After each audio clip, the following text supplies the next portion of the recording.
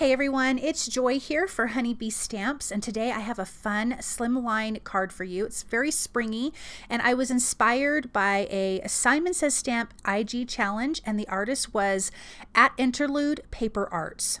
So I have a piece of white cardstock trimmed to 8.5 by 3.5. I am using Honeybee Stamps Sweet Stacks circles, and I started in the center. And I'm just eyeballing because I'm kind of an eyeball kind of girl. I don't want to measure things. But then I'm going to die cut a circle on the top and the bottom. So these are going to be this peekaboo circle. And I want to tape this in place. So the card that I saw has beautiful butterflies on it, but I wanted to use the Lovely Layers Spring Greenery because I think it's so pretty. And so that is what I'm going to be doing. I have two of those Sweet Stacks circles. They are just one size difference from each other. And I want to die cut that from Gold Mirror cardstock to create a frame for those circles. So I used the same size circle for the front of the white cardstock and then one circle larger to create that frame. Then I want to die cut the Lovely Layers Spring Greenery. I'm only taking one of those leaves from that die set, and I'm going to die cut that 3 times from white cardstock because we will do a little bit of ink blending. But I will say, when I laid the white on top of it, I was like, do I really want to color it? But I did. You guys can also see that this was a scrap piece of patterned paper. That's what I want to peekaboo through the circles, and that is from the Simply Spring paper pad from the newest release. So I'm ink blending using bundled sage and peeled paint. So bundled sage is at the top, and then I'm going to add peeled paint at the bottom, and I want it to be splotchy. So if you guys are seeing that it's splotchy, I want that on purpose. I am tapping my brush with the peeled paint onto the bundled sage, and it just gives it this speckled look. Like, it's not perfectly blended. I wanted it to feel just have a little more interest to the leaves. Let's adhere the rings on here. And you guys, I struggled on this card. I was so tired when I was making it.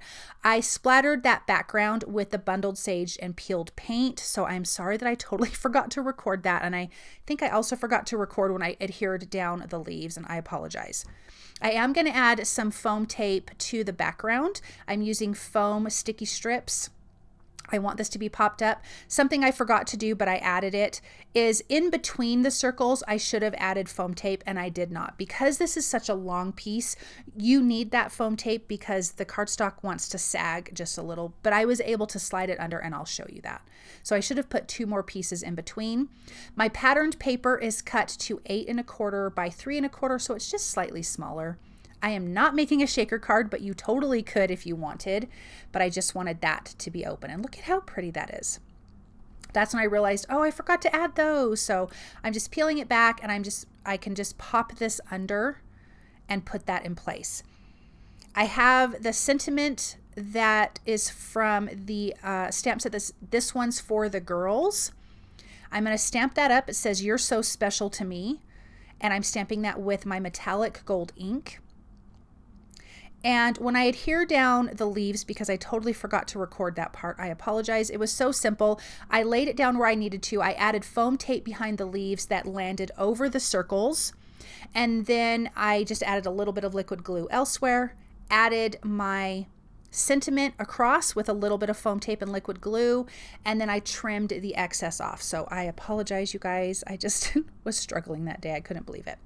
So look at how cute that is. Now let's add that to our 8.5 by 3.5 slimline card base, white slimline card base, which of course I can never get it straight the first time. I am always having to adhere it more than once. Then I'm using Honeybee Stamps Modern Spring Gems, and I'm going to add 3 gems to each section, the circles with the leaves. And it's just a nice, fun, shimmery look on the background. But this card is so pretty and so simple. And when I saw that inspiration, I was like, oh, I love that. Mine looks so different, of course, because they used butterflies, and I'm using the beautiful Spring Greenery. So look at this up close. You've got that beautiful Simply Spring pattern paper popping out from the back, which I think is really the kind of the star of the show, and then our lovely leaves. Thank you guys so very much for stopping by and watching. I hope you have a wonderful day, and I'll see you soon. Bye.